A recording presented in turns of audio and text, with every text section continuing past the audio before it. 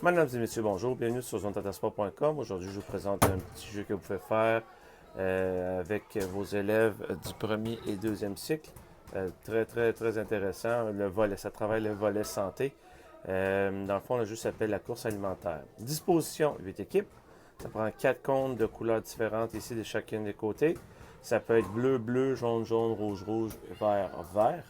Ensuite, ça prend des cerceaux de la même couleur que le cône. Donc, c'est bleu, ça prend le cerceau bleu, pour que ce soit visuel, pour que les élèves puissent bien comprendre.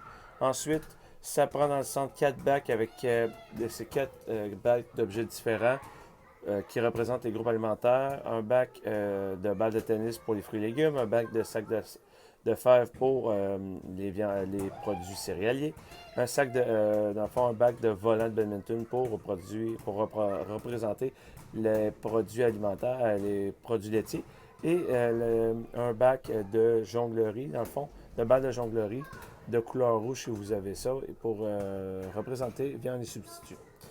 On sépare le groupe en 8. On les assoit dans chacune de leurs équipes. OK? Et la première équipe qui est assise en silence un derrière l'autre, on les choisit pour faire le jeu, dans le fond, pour être les tags, donc c'est-à-dire pour être la malbouffe. Eux autres, cette équipe-là, par exemple l'équipe des Bleus ici, ils vont être la malbouffe, donc sont identifiés par un dossard jaune. OK? Puis j'ai oublié de mentionner aussi, sur chacun des cônes, on place un anneau. Pourquoi? Parce que c'est le passeport de jeu. Alors, le but du jeu pour toutes les équipes, c'est de pouvoir représenter, recréer les groupes alimentaires. Pour savoir c'est quoi les portions qu'il faut manger à chaque jour, fruits et légumes, ça prend 5 portions. Donc, ça prend 5 balles de tennis pour pouvoir recréer la quantité pour les groupes alimentaires. Donc, 5 portions de fruits et légumes, 4 portions de produits céréaliers, 2 portions de produits laitiers, 1 portion de viande et substituts.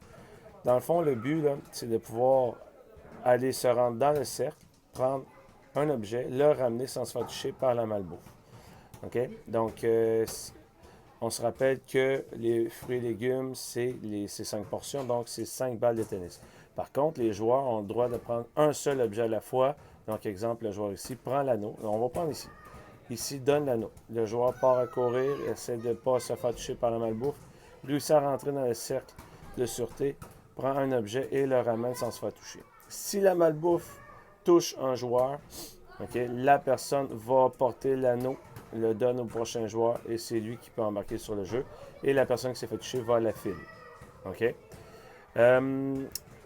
Si la malbouffe touche un joueur qui a un objet dans les mains, la personne va porter l'objet dans le bac, va remettre son anneau à la prochaine personne et la personne peut embarquer sur le jeu et celle-ci va faire la file.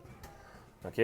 Donc, la partie se termine lorsque l'équipe a réussi à avoir les bonnes quantités pour les groupes alimentaires, c'est-à-dire 5 portions, donc 5 balles de tennis pour les fruits et légumes, 4 portions pour le céréales, donc 4 sacs de fèves.